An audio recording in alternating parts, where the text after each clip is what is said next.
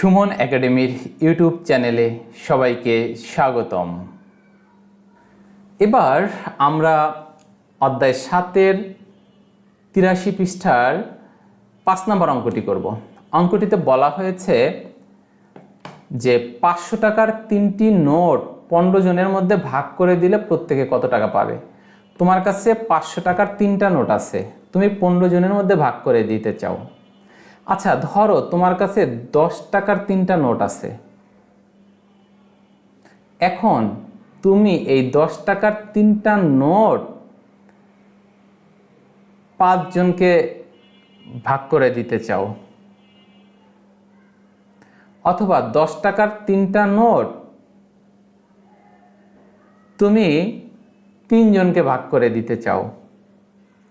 তাহলে কিভাবে ভাগ করবে? প্রথমে আসো, তোমার কাছে কয় টাকা আছে? 10 টাকার 3টা নোট আছে। 10 টাকার 3টা নোট মানে কি? কয় টাকা? অবশ্যই 30 টাকা। তাহলে কি করেছো? 10 টাকার 3টা নোটে কত টাকা হয় সেটা বের করেছো, বললা 30 টাকা হয়। এবার তাহলে আমরা একটু চলো বের করে দেখি 500 টাকার 3টা নোটে কয় টাকা হয়। তারপরে 30 টাকাকে ভাগ করে দিবা কয়জনের মধ্যে? 3 জনের মধ্যে। তাহলে 3 দিয়ে 30কে ভাগ করো। 3 দিয়ে 30কে ভাগ করলে কত হয়? 10। তার মানে একজনে 10 টাকা করে পাবে। তো আমরা প্রথমে বের করব 500 টাকার 3টি নোট কয় টাকা। চলো বের করি। 500 টাকার 3টি নোট সমান 500 গুণ 3, 3 পাঁচে 1500 টাকা। তাহলে 500 টাকার 3টি নোট মানে হচ্ছে 1500 টাকা।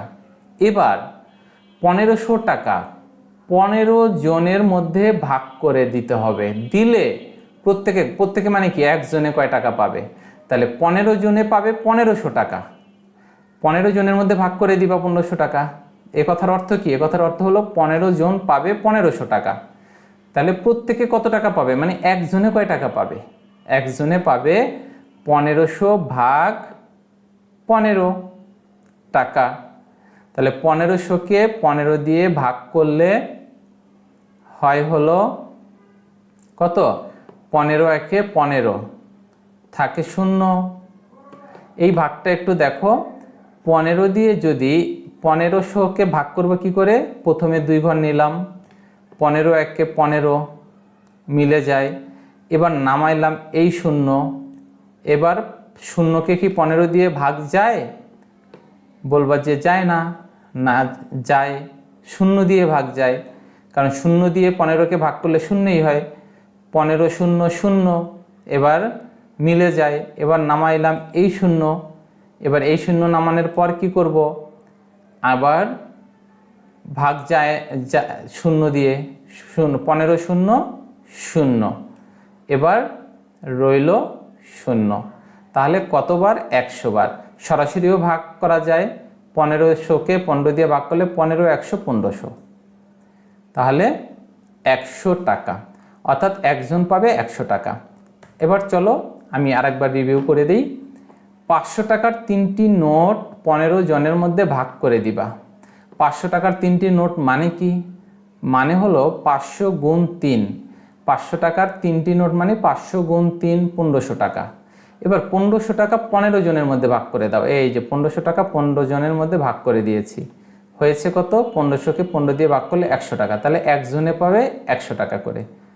আশা করি তোমরা অঙ্কটি বুঝতে পেরেছো।